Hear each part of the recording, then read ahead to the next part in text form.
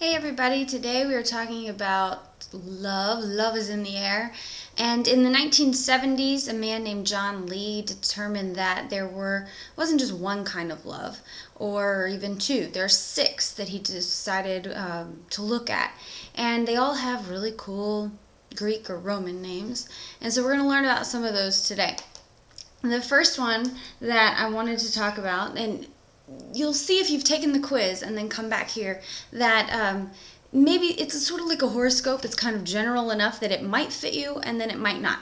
So let's talk about the first one, which is right there, Eros. Okay? Eros is a love based on beauty and sexuality. And as I talk about these, you'll notice that there are pros and cons to each of the types of love. Eros is a love based on beauty and sexuality. So you can probably tell what the cons are. If your love is based on beauty and or sexuality, well, beauty fades and sex wanes. Not a lot of people having as much sex at 70 as they were having at 25. So it may not be a lasting love. But the pros to a love based on beauty and sexuality is that, one, they really feel a connection with their partner. They feel that, that they have the right chemistry with their partner. And attraction is important. It's one of the things, like we talked about a couple chapters ago, it's one of the things that ensures that our genes get passed on to the next generation. Okay, so that's Eros. The second type of love that I wanted to mention is Ludus. Ludus. Ludus is a game-playing love. It is exciting. It's new. It's different. It's a love based on that thrill of the chase sometimes. Good thing about Ludus, I guess, is that you're always looking for something new. It hardly ever gets stale and boring.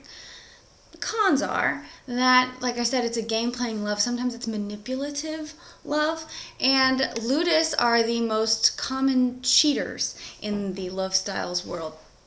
So just beware. If you came up with Ludus in your survey there, or if you had the person that you are with in a relationship take this survey and they came up as Ludus, don't fear. What it means is that you just have to be careful to keep things new and exciting in your relationship rather than let things get old, because that's when Ludus starts to look elsewhere. Okay? The next type of love is probably one of my favorites. It's storge. Not a good name. I mean, it just sounds boring, doesn't it? Storge kind of is boring. It's a slow and peaceful love. It's a love that gradually develops. It takes a long time to develop. One of the pros comes from that.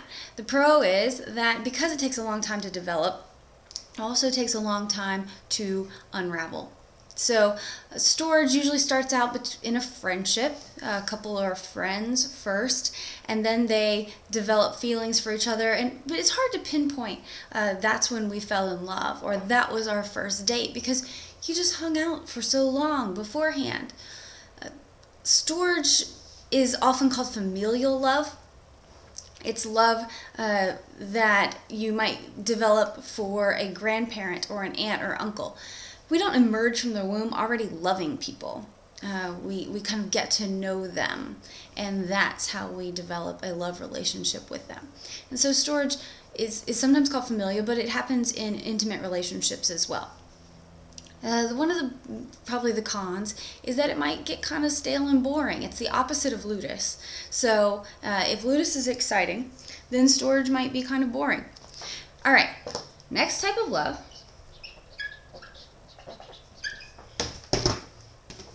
Pragma. Pragma is where we get the word practical from. It's a practical love, which means that it makes sense. It makes intuitive sense or logical sense. It also has an exchange rate. So while most traditional relationships are pragmatic in nature, that means that you're starting out in the same place in life. Maybe you've both completed college. Maybe you're both starting out in the work world. Maybe you're both divorced with children. Those are pragma relationships. it reflects well on you, it reflects well on your family. They probably come from the same kind of background that you do, or have the same kind of interests.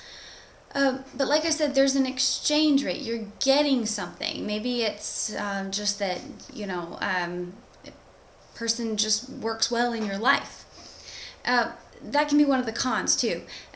Pragma is the love appreciated by gold diggers everywhere, right? There's an exchange rate. You're getting money in exchange for being in this relationship or getting access to that money. So, pragma. The next type of love, if pragma is the love preferred by gold diggers everywhere, then our next love, mania, is the love preferred by stalkers everywhere. It's a very forceful, very passionate, very everything. I mean, it's just huge love, but it's very possessive. So mania lovers are usually of the if I can't have him, no one will. I will get you to love me by hiding in your bushes kind of love. And it sometimes cycles through ups and downs. It's sometimes a bipolar love, so it cycles through highs and lows really quickly. We break up, we make up, we break up, we make up. I love you, I hate you, I love you. I'm going to key your car, that kind of thing. So, but like I said, they all have a pro and a con at least. And the pro to mania is just that usually manic lovers will go to any length to make their partner happy, to show that they care for them. So it's a very passionate, very deep kind of love. But like I said, it's kind of scary. The last one, some of you will be familiar with. It's a word that we actually use quite a bit, and it's agape. Okay? Agape love is selfless and giving. And if you've ever read The Giving Tree by Shel Silverstein, that tree, the love for the little boy, is agape love. And remember when I said that storge love was a familial love? Well, agape love is more like a parent-child love. And the love that a parent would have for a child. I mean, I know when my kids were born, I immediately went from, kind of doing my own thing to I would jump in front of a bus for you kind of love. I don't want anything bad to happen to you kind of love. It's not the kind of love we have for grandparents or somebody that we have to come to know. It's instantaneous. You immediately would give your life for them. If you look up agape in the dictionary or an encyclopedia or something, you might see pictures of like Mother Teresa, people that just keep giving and giving and giving and don't ever stop, and they don't ever ask for anything in return. So the good thing is, one, that it's implied in the name, it's selfless and giving.